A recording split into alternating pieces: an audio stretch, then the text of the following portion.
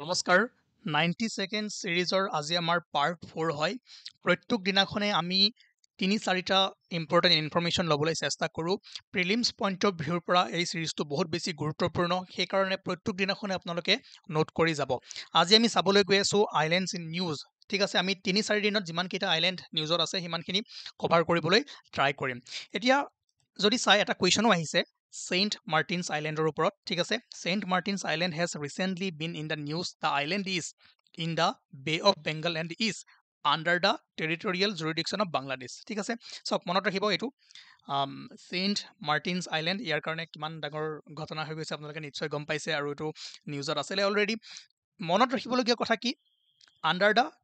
Territorial jurisdiction of Bangladesh মই আৰু কিছুমান আইলেণ্ড দি দিম লগতে মই কাৰ কাৰ আণ্ডাৰত আহে কোনকেইখন দেশৰ আণ্ডাৰত আহে সেইটো লিষ্টটো আপোনালোকক মিলাবলৈ দিব মই নেক্সট ভিডিঅ'ত বাকীকেইটা দি দিম গতিকে এইটো মনত ৰাখিব আৰু কেতিয়াবা সুধিব পাৰে যে কোনখন ক'ত আছে ঠিক আছে বে অফ বেংগল এই দুটা পইণ্ট বহুত বেছি ইম্পৰ্টেণ্ট হয় ঠিক আছে চেইণ্ট মাৰ্টিন আইলেণ্ড নাও এক্সাৰচাইজ টাইগাৰ ট্ৰায়াম্ফ চাওক এই বছৰৰ 2025ৰ মাৰ্চ এপ্ৰিল বা ফেব্ৰুৱাৰী এইকেইটা মাহত যিমানখিনি এক্সাৰচাইজ হৈছে প্ৰিলিমছ পইণ্ট অফ ভিউৰ পৰা বহুত বেছি গুৰুত্বপূৰ্ণ হয় ঠিক আছে তো ভালদৰে যদি মন কৰে তেনেহ'লে এপ্ৰিলৰ 11ত এক্সাৰচাইজ টাইগাৰ ট্ৰায়াম্ফ সমাপ্ত হৈছে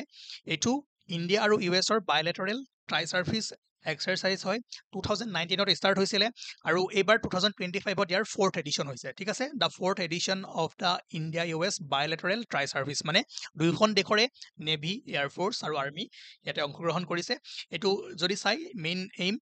humanitarian assistance and disaster relief exercise tiger triumph 2025 ঠিক আছে ইণ্ডিয়া এণ্ড ইউএছ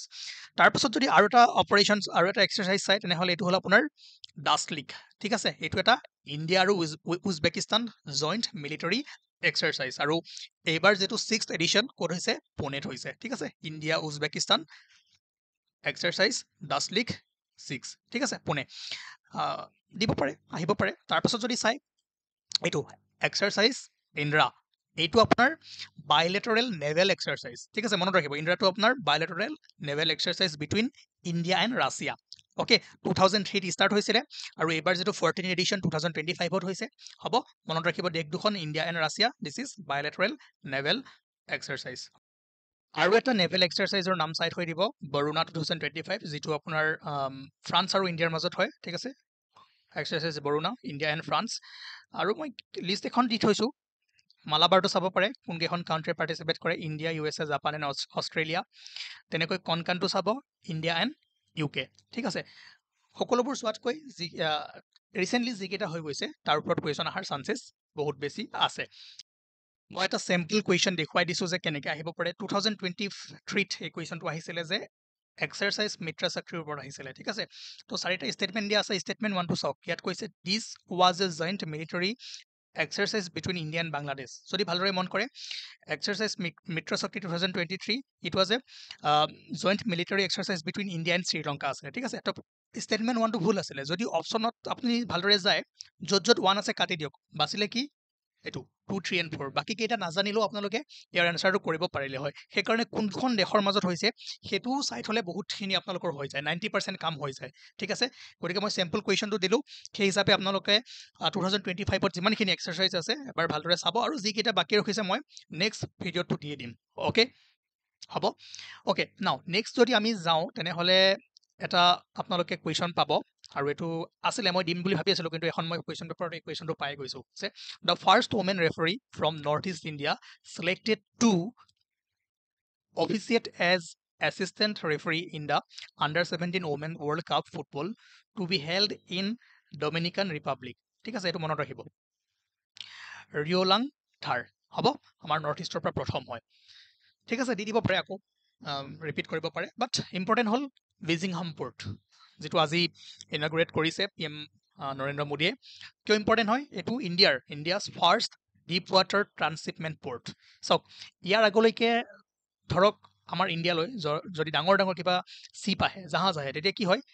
ইয়াতে আনলোড কৰিব নোৱাৰে কাৰণ তেনেকুৱা ডাঙৰ পোৰ্টে নাছিলে কি হয় বেলেগ কাউণ্ট্ৰিলৈ যাব লগা হয় ধৰক শ্ৰীলংকাৰ কলম্বোতে গ'ল কলম্বোৰ পৰা আকৌ সৰু স্মল চিপদি ইয়ালৈ লৈ আহিলে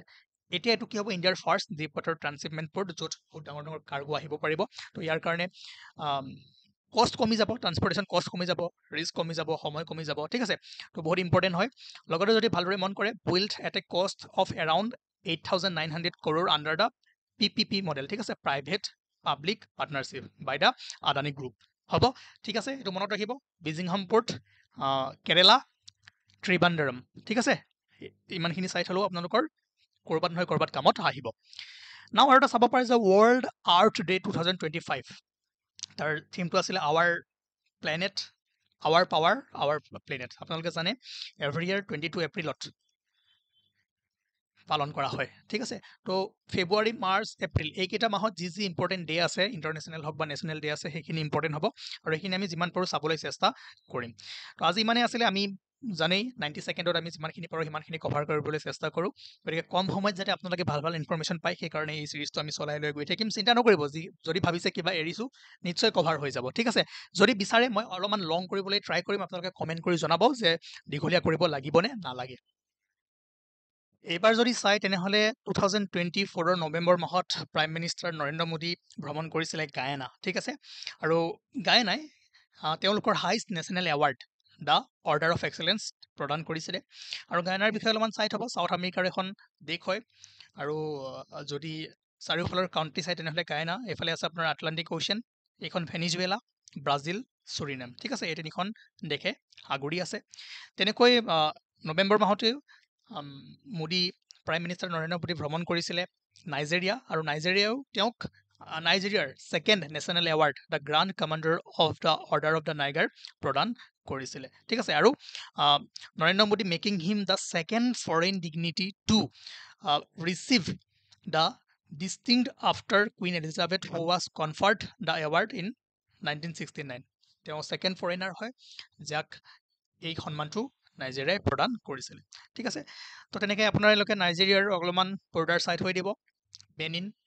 নাইজাৰ, চাদ, কেমেৰুন, ঠিক আছে। সেইখন দেখিছে। আৰু এইফালে যদি চাই এখন আটলাণ্টিক অ'চিয়ান, চাৰিওফালৰ কাউণ্ট্ৰিবোৰ চাব, বৰ্ডাৰ কাৰ কাৰ লগত শ্বেয়াৰ কৰি আছে, সেইখিনি এবাৰ চাই থৈ দিব, ঠিক আছে। আজিৰ ক্লাছটো ইমানেই আছিলে।